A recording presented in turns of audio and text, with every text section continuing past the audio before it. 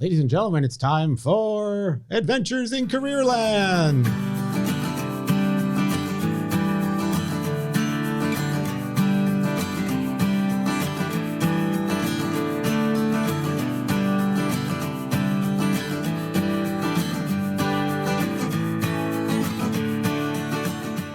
Welcome. Once again, I'm Adriano Magnifico. I'm the career consultant in the Riel School Division, and we are in the broadcast media studio at the moment.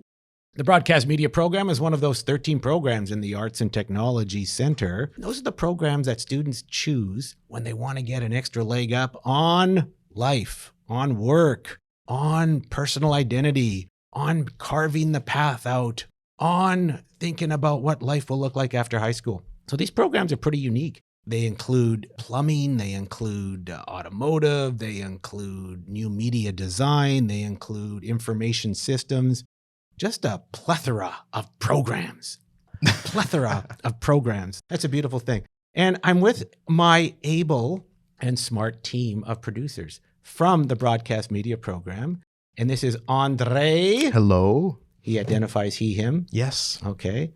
And CJ identifies they, them. And I am he, him, Adriano. I'm always pleased to work with this team because the students who join me as producers on this podcast, and they will be my producers for the next little while, I'm so pleased as a teacher to watch these young people and their skills just blossom in this program. And that's what happens when you step off the beaten path of high school. It's just an amazing process to watch you young people turn into just these amazing, assertive go-getters. And that's what happens. It happens with every group of producers I work with. So how fortunate am I to work with you two? A couple of questions. I was watching something. I don't know what you're eating. I always ask some crazy question to you, but I was watching television, and who comes on the television but Julia Child? You remember Julia Child? Do you have any idea who Julia Child is? I have no clue. Heard the name.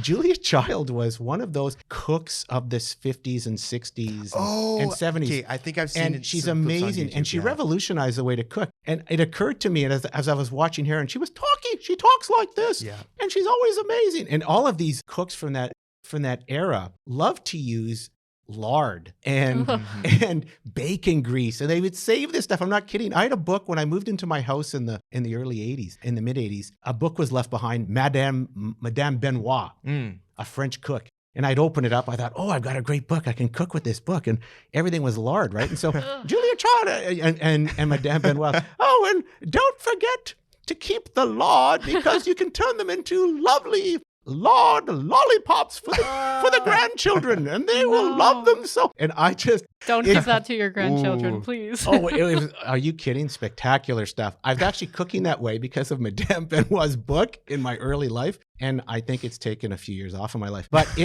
it was amazing. So I'm asking you two now. What kinds of foods do you like to eat? What are your go-tos in food that you like to eat? Mine's obviously the lard lollipop, which still resonates with me. But what about you two? Something I've gotten to recently is samosas. Oh, it's good. I don't think I've ever had those. So what connected you to the samosa? So basically, we had a new neighbor. Anyways, they have origins in India, and they had invited us to their house to come for supper, and they had curry and whatnot, and then they had samosas, and that was my favorite dish. Well, it's not a dish; it's more like it's something. It's like an Italian calzone, but it's an Indian version. Exactly. It's delicious. It is. It is. Delicious. It really is. Yeah. How about you, CJ? I'm actually a very picky eater. I barely eat anything different. My favorite food is probably stir fry, like teriyaki stir fry with broccoli and cauliflower and carrots and everything all together, and ramen noodles. It's so good. Delicious. We have uncracked another small piece of this wall of my producer team. We've learned more about them. We will learn more as we move on, as we continue these podcasts. But today we have a special guest, and this guest is a former student of mine from way back, I believe, in 2006 or 7. She will confirm that. But we're super happy to have on this edition of Adventures in Careerland, Shaleene Allard. And she is coming to us live from, I think it's Edmonton, is it not? Hi, Shaleene. How are you? I'm well. How are you? Again, where are you coming from? I actually moved to Ottawa in September. So Gatineau, but I work in Ottawa. You're in Gatineau, but I recall we had a conversation the other day or yesterday, and we talked about your time in Edmonton. So, Shaleene, How are you? And your journey has been really interesting. I remember you in high school. Remember, this podcast is about Shaleene. The reason I like having folks like you on is because we like to get into the mindsets of people in formation as they try to figure out what the path can look like for them. So tell us, in high school, back in those days at Windsor Park, was it 2007 or 6? So I graduated in 2007. So Right. I would have been in this CIP program, the Career Internship Program, first year of it being at Windsor Park, starting in 2006. We might have done a little bit, earlier on, but I Yes. think that's kind of when it went live. And that's interesting because I was trying to get a program going in Windsor Park. It's called the Career Internship Program. It's flourishing there now. It's got dozens of students in it in grade 11 and 12. And we were just starting with a grade 11 program at Windsor Park at the time. I recall how difficult it was to get students to sign up for that program. And I thought you were an exceptionally, intelligent and bright student. And I had to convince people to join this. Why is it so difficult for people to join programs like the SIP? Tell me about that. And what was it like at that time when me coming up to you saying, hey, do you want to join this program? Well, I certainly wasn't in that voice. well, because it was kind of like that, though, right? I was stopping people in the hallways. Hey, do you want to join a program? Do you remember those days? I don't know. You sound like you're trying to sell something. Well, I was. Shaleene, talk He's about trying that. to sell his program, yeah. Yeah. I mean, to be completely honest, I don't recall kind of the recruiting portion other than it starting with some leadership workshops, learning to run these workshops and just kind of growing our skills. So that was, appealing to me.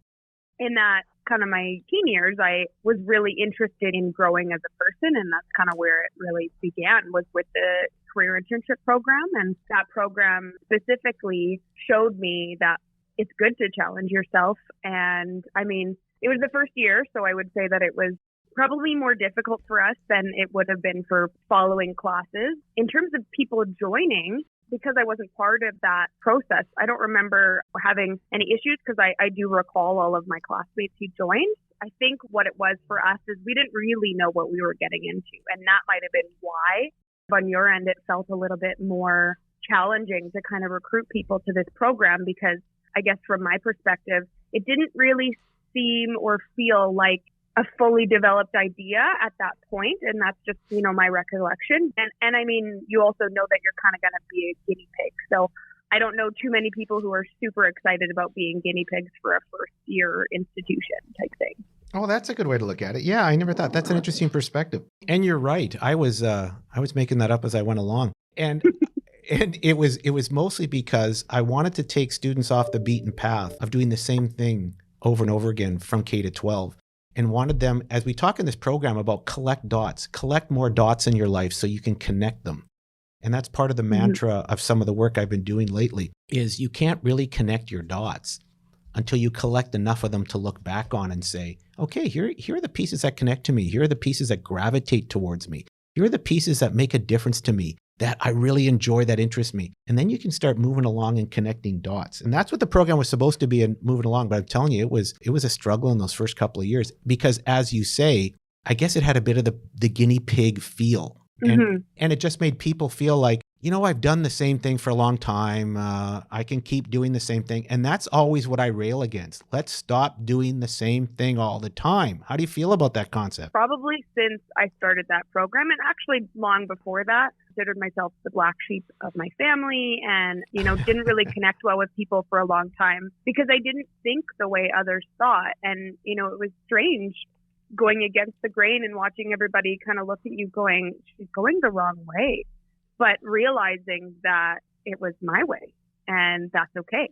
Well, and you were into sports. You were so into sports, and you've talked about your energy in sports. You were on the basketball team, the volleyball team. If there was something to be done at Windsor Park athletically, you were joining it and you were part of it. How important were sports to you, and what did they develop in you at Windsor Park moving forward? Well, sports were kind of part of my life since I can remember. It was something where I could use as an outlet, physically and mentally. I won't spend too much time talking about it, but my home life wasn't ideal. It wasn't great. So I spent a lot of time finding ways to outlet and be creative and honestly be a little distracted so that when I did arrive home, I was, sometimes too tired to have to be in that headspace, if that makes sense. So sports for me were a really big outlet. I was also really good at them. I'm an active person. I always have been. I used to really define myself as an athlete. And now I'm more careful to kind of put myself in boxes that I feel like I later can't escape, if that makes sense. Mm-hmm. But yeah, sports were really just kind of something that I excelled at and I enjoyed and taught me perseverance. If you have a fantastic coach, and I definitely have, some really memorable moments with, in particular, my basketball coach, who was also the guidance counselor at the school.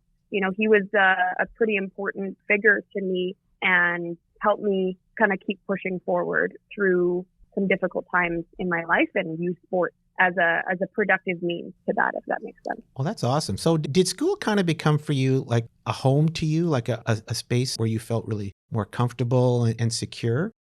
I think it was just something that I was good at. And therefore, for me, I still see it as I'm good at this. It makes me feel good about myself. I wouldn't necessarily call it a safe space because I know everybody has different experiences in school. And unfortunately, I don't know that bullying has gone away and, yes, not be the nicest people. But for me, it was just being able to focus on what I'm good at. And my teachers were always willing to listen, really supportive. So I guess in that way, it was definitely a kind of a safer space. And then just somewhere where I felt like I was able to be recognized and just be known for excelling and being good at things because I didn't really get that elsewhere. I recall you were a little spark plug in school. You were just full of energy. I always enjoyed any interactions with you, and I'm so glad you joined SIP because I was looking for those kinds of people. Imagine when you're starting a program, to start programs, I need spark plugs like you. You know what I mean? You need people with a little energy and those who have some influence on the population, like I thought you did. So I really appreciated you joining that all the time. So you finish high school, and we mentioned that you're still in touch with some of your old buds, which is really nice. And what did you do after high school? Like, what did you think? Now, Windsor Park's different, right? Not everybody's going to university at Windsor Park. Some are going to college. Some are going to work. Some are just kind of figure out what to do. Where did you feel like when you left high school where you were at? So I did the internship through the career internship program, and I did get a work contract out of that. It wasn't what I was looking for. Just to be clear, that was with the Downtown Watch ambassadorship program, right? Yeah, with the Downtown Biz. So I was working a little bit with both, and I was working with one of the program coordinator to develop one of the programs the Biz did. I'm trying to remember. It had something to do with change. So there was change boxes all over downtown. And we would collect them and that money would go to the homeless. So I was helping with that program and inventory. So, it was kind of a little bit of floundering and a little bit of figuring out what I didn't want first. And honestly, that's kind of been a pretty big theme and something that I have realized. You said you have to find more dots, but not all of those dots are going to connect. That's right. Oh, that's a really good way to put it. And also, all of those dots are not going to take you directly to where you're meant to be. So they might be detours, and that's okay, because if you can find a takeaway from that path or, eventually find your way back to where you're meant to be going or where you want to be going. Exactly. It sometimes means that you have to learn what you don't want. And that's kind of been a pretty big thing for me is in order for me to figure out what I do truly want out of my life, out of my career, out of my relationships, I have to figure out first, or at least filter out what I don't want. That's true. And that's very hard to figure out all the time. That's right. Yeah, exactly. But it's easier than figuring out what you want, because one is so precise and the other is, kind of a process of elimination. So you get closer to what you want by, recognizing and understanding what you don't want. Hey, that's brilliant. You are a soothsayer. I feel like we're climbing a mountain for information. We are, yes. And Shalene's there and we're saying, tell me what the secret is. And you're giving it to us. I love this. Shaleene, but you've always had that quality in you. That's what I'm saying to you. I think you've always had that quality. I really wanted you in the program for the way you thought. And you're giving us the great indication of that. Now, just to be clear, the Downtown Watch, when you were doing it, some people may not know what this was, but you were part of an ambassadorship patrol that would walk the streets of downtown Winnipeg. Do you just want to talk a little bit about that? And what did you learn about those pieces? While it didn't fit in exactly, there were some interesting pieces there. Do you agree? Yeah. Okay. So, the Downtown Watch is what they were called. As they were part of the biz, but kind of their own kind of separate thing. And the majority of the people that came to that program were people who were looking to get into some type of law enforcement, whether it was corrections or RCMP, local police, anything like that. And so it definitely attracted a certain type of person. And what I found was I was very different from that type of person. And that's okay. That's normal. But what I did learn from the program is I got a really different perspective of kind of the ongoings of downtown Winnipeg and kind of what really happens there. For, a 17, 18-year-old girl at the time, I didn't really feel unsafe, which for a lot of people is kind of shocking and surprising. But I think it really instilled some empowerment in me. We didn't carry weapons. We carried flashlights and radios. I did end up getting peace officer status so that I could help out with some of the tasks. But yeah, we would patrol downtown 24 hours a day, and we would give people directions. We would just kind of be a presence, and it was kind of an additional presence for the Winnipeg police. Like Safe Walk was a really big program, and I actually, unsurprisingly, in my university years, several years later, ended up taking part in a similar program where you walk people home, wait with them at their bus stop, and just kind of provide a bit of a guide/safety service for people. And I learned that I don't want to work outside because I can relate rain to or that shine. one. Rain or shine, you were outside. Minus 40. I mean, obviously we would go in through the mall and through the different connected walkways indoors and that kind of thing. But we still, during specific hours, needed to be present outdoors. Yes. And so you kind of learn just what you can take and, how to be mentally strong and how to deal with unorthodox situations. We got some, nonviolent crisis interventor training. So you learn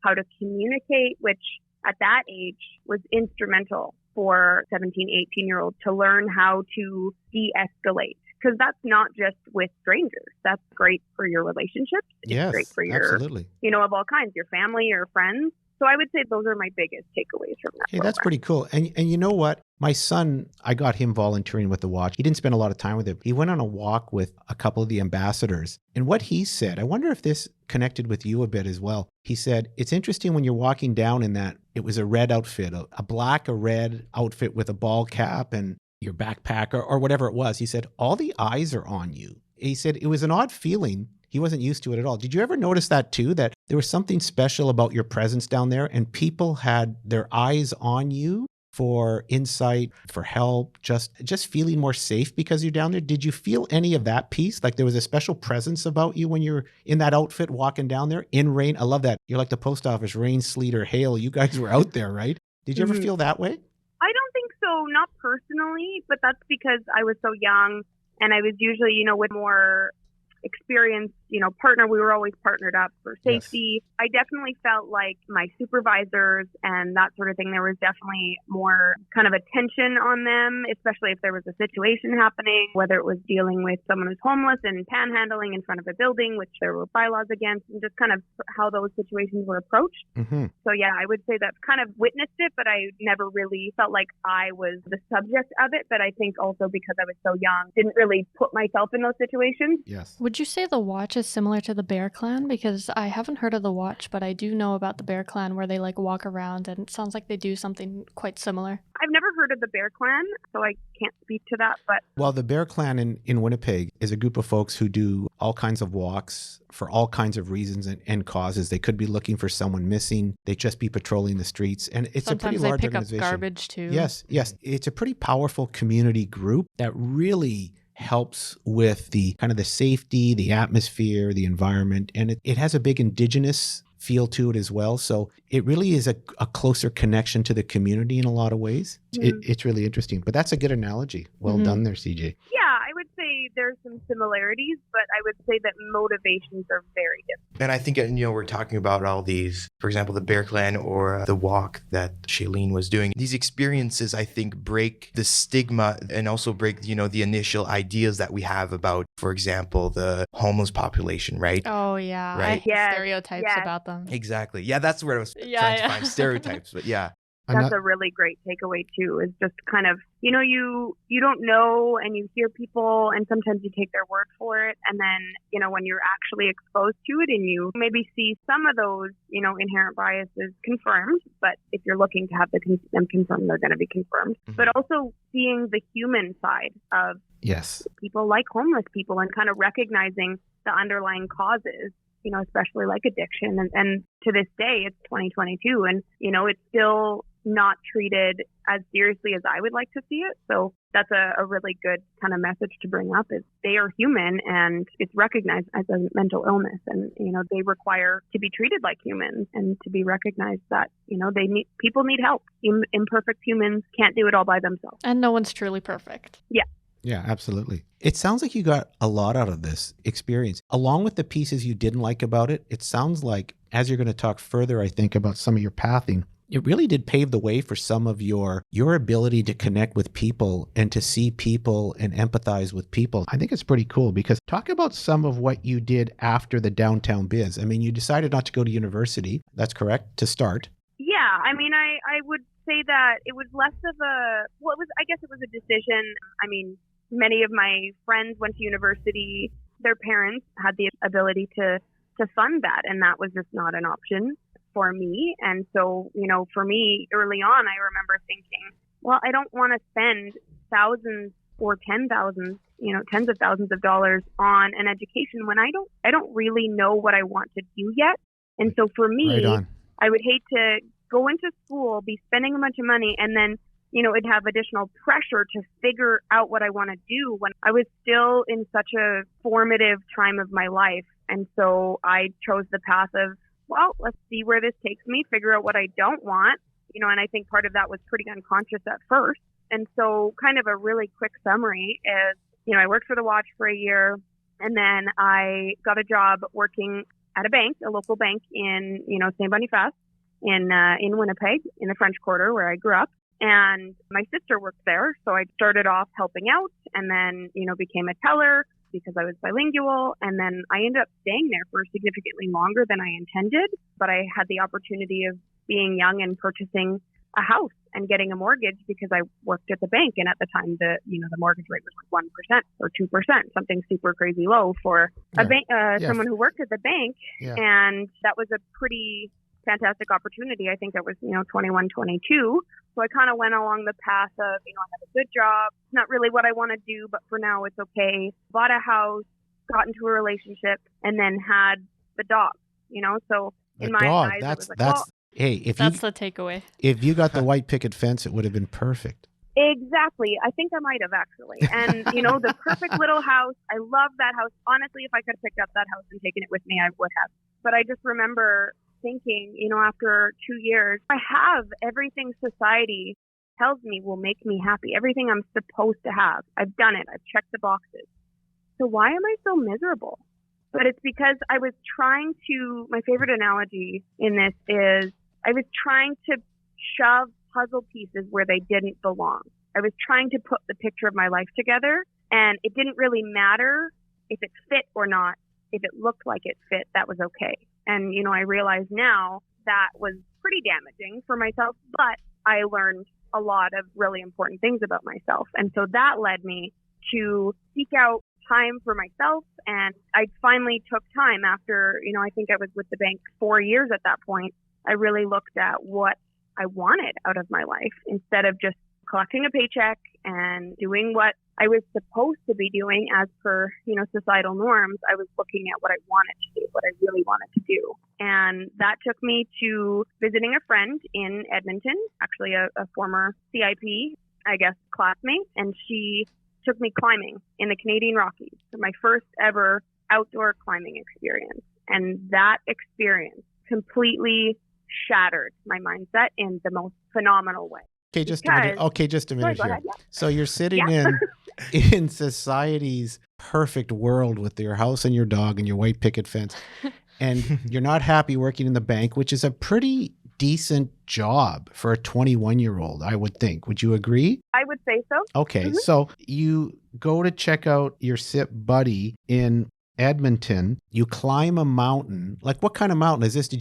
Was this like a 1-day thing? Did you spend a week in a mountain? How tall was the mountain? What happened on a mountain that made you say, just a second?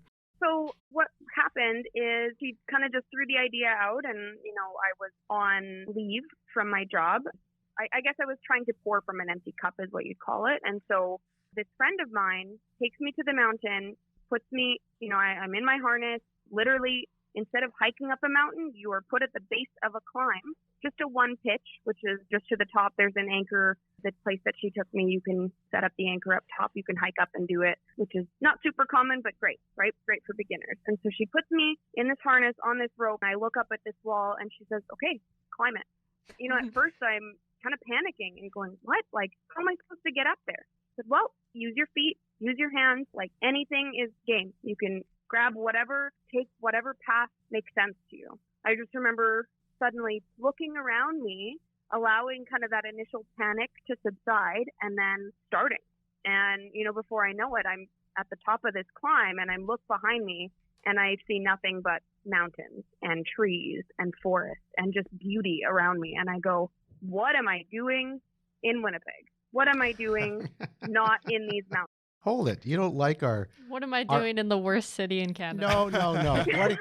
I mean, come on. We're having Come on. Hey, in Manitoba here, you're looking at the uninterrupted view to the horizon. You don't like that? You prefer the mountain? What is it about the mountain that connected you to this realization, this introspection? I think it really showed me that I can overcome so much more than I had given myself credit for.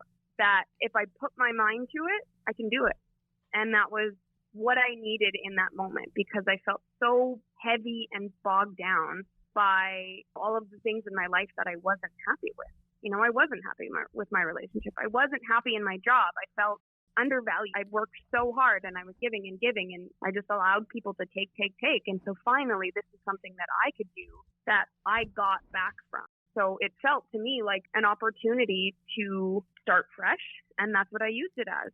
So I rented out my house. In my mind, I was 23 years old, and I went, I have a safety net here. I am going to move away from a city that I've lived my whole life, and if it doesn't work, I can come back. I love that experience that you had climbing up the mountain, because that's good both like as an experience and metaphorically, that if you don't know what you could do, act like you're going to climb up a mountain. There's so many different ways to do it, and you have to just pick one. Exactly. Yeah, I like that. Exactly. And it sounds sometimes, Shaleene, like if you really want to be introspective, you have to look for the poet in you. Is that weird to say? Mm-hmm. Like, I was an EAL Not person at all. and I was into that. But you need to look for that sense of wonder and imagination and possibility in you. The mountain stimulated that in you, where cutting the grass didn't at your property. You know what I mean? Yeah. So that's an amazing experience. Now, when you were on that mountain, how tall was it? Like, was it a big one, or like is it one of those, was it kind of set up for you to do, or did you have to really, I've climbed a mountain too, and it had a say in Italy once, and I made a mistake climbing a mountain because I wasn't with all the harnesses, and there was a helicopter actually coming by our mountain going, are you okay? I went, I don't know. My Reeboks aren't working. Like, I wasn't even dressed for it. And I accidentally got into this. But when I got to the top of that mountain, it was almost mystical. Is that the kind of experience you had where you just thought about, oh my gosh, what have I been doing? That was exactly it. It wasn't about the size of the mountain or the size of the climb. I mean, I would guess it was probably about 20 to 30 meters, about 100 feet, which is pretty standard for a climb. Not that I knew that back then, but it was the whole experience, because after that climb, we went back and we camped in the Nordegg area, or I guess the Clearwater County area, which is Crown Land. And we camped next to the rushing river, had a fire. I slept on the ground. I think that I'd done some camping, but not really to that magnitude. I don't think I ever slept better in my life at that point. And that's a great moment, right? Like when you strip away all the essentials and you're just sleeping on the ground, you have no choice but to really get in touch with yourself, right? There's nothing around you to help. It's just you. And you're just stuck in your thoughts pretty much. Well, and for me, it was an opportunity. I think I found reconnection to myself and my own wants and needs that I had been ignoring, as well as just peace. Yes. Something that I had really experienced little of in my life, and something that I realized I want more of. There's something about the mountains. Since that day, I always want to go back. I lived in Edmonton for 8 years, and I went to those mountains as much as I could. From there, I moved to Edmonton. I stayed with the bank for a little while because I was able to transfer to Edmonton. And then for a while, I kind of pulled the trigger, I guess, metaphorically, and decided that I was going to, try something different. I did a little bit of administrative stuff. And then I actually went on a 100-day road trip with a friend of mine in 2015, traveled throughout Canada and the U.S., just exploring nature, our backyard essentially, and just learning about myself and seeing what Canada and the US have to offer. And, there's just so much beauty that people don't realize is right there. From there, I started working at a climbing gym, eventually became, a climbing instructor, and then I became an instructor provider. So I actually became Kinika trainer's trainer, and I was in management at the gym. And, I really loved it, but I found that eventually I ended up kind of defaulting to some previous patterns, which is normal because if you don't unlearn patterns, if you don't kind of address issues, they just kind of go unnoticed for a while. Yes. And then they become conscious again because you kind of realize, well, suddenly I'm not happy again. What's going on? And I realized I wasn't feeling valued. I didn't really feel like I had a voice in my management position. And so that's actually what led me to my current career in human resources, because I felt like I really, really valued my staff. And at the time, this was in 2016, 2017, HR has been reinventing itself. Businesses have had to really recognize that their employees are their first customers. And if you don't treat them as such, then your actual customers who come to your business are going to notice, and they're not going to be as happy with the service because that leaks out into how you do business, if that makes sense. Yes, absolutely.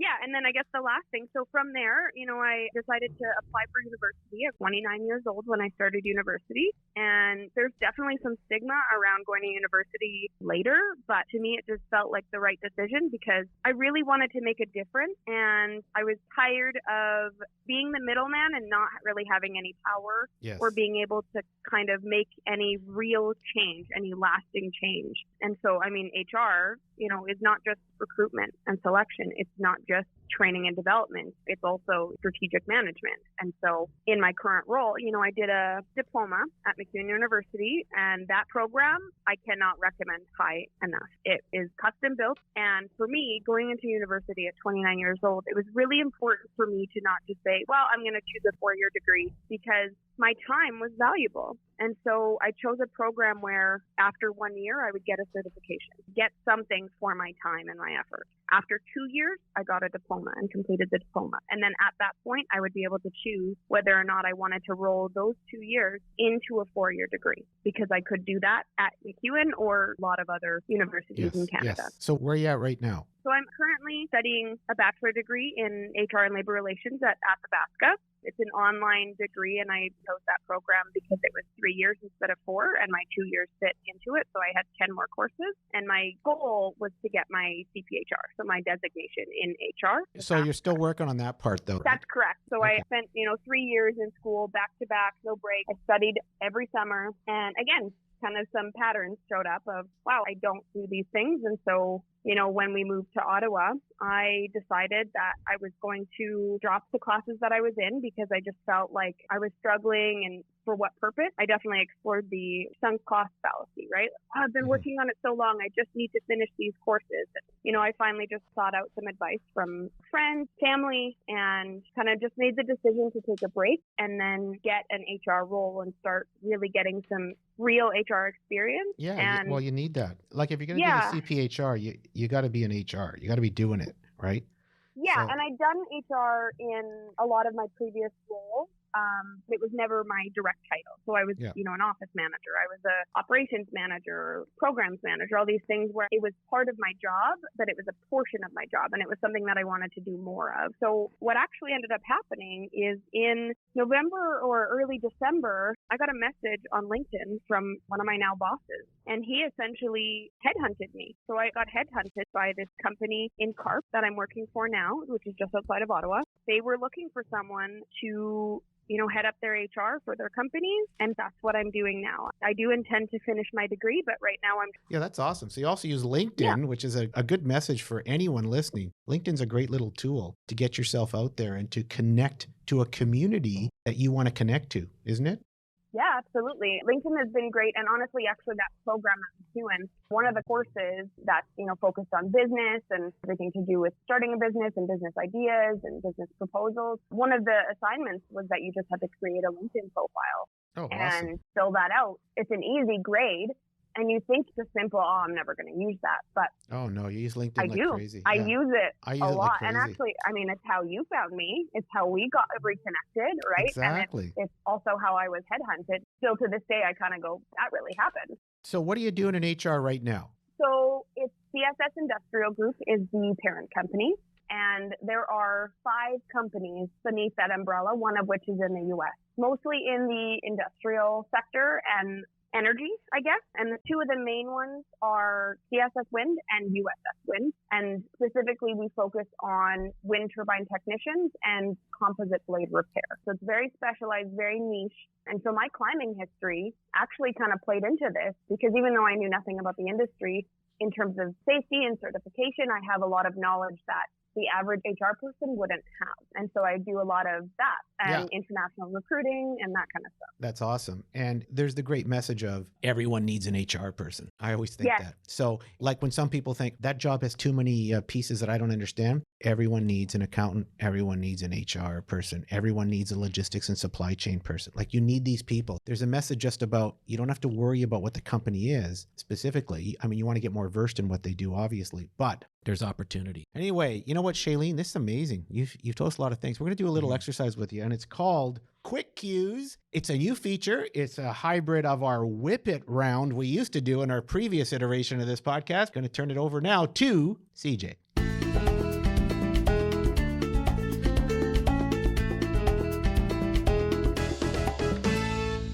All right, for quick cues, I'm just going to ask you a bunch of quick questions that you give short answers to, and they're pretty general questions, so don't worry about it. First one is, are you a dog or cat person? Cat person. Okay. Do you think pineapple belongs on pizza? Definitely not. What about your favorite potato chip? Dill pickle. Ooh. Sorry. Questionable on that one. What do you put on your toast? Oh, anything from peanut butter to Nutella to avocado. Are you a summer or winter person? Summer. Do you have a messy or tidy desk? Both. Star Wars or Star Trek? Star Trek. What's expired in your fridge recently? Lettuce. What about your favorite music artist? Too many to name, but I'll say Rascal Flatts because it's the first that comes to mind. And your favorite social media? LinkedIn. I think you have a bias on that one, but okay. What about your last pocket dial? My friend. Are you an indoor or outdoors person? Outdoor. What about your favorite genre of music? Probably pop. Are you a coffee, tea, or water person? All of the above. What about a morning or night person? Night. And do you believe in ghosts? No, because I am afraid of them.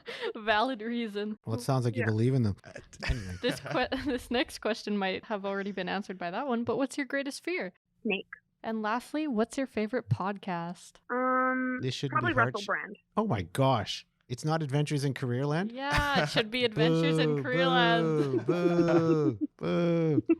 Anyway, we put that in. We sneaked that one in there, Shaleene. I hope that's okay. But you will now have a favorite podcast that's a little different than the original one you mentioned. Anyway, Shaleene, thanks so much for doing this. Boy, I think you're so thoughtful. I want to keep in touch with you. I hope you do, because I'd love to continue our dialogue as two human beings getting to know one another. And I'm just so proud of you for your path. I want to say that as a teacher and as a person who connected with you. I was so proud when you joined the program way back when. I saw something different in you. I saw something special in you back then, and I continue to see you flourish. So congratulations on your pathing and your sense of trying to figure out what the best path is and what's the right fit for you. I just think your message here is really powerful. Mm-hmm. So thanks for doing that. Any last thoughts? What advice would you give to a high school student? Be proactive and get as much career advice and learn new things as much as possible. That's perfect. So everybody, that was Shaleene. Many thanks. And that's it for another edition of Adventures in Careerland.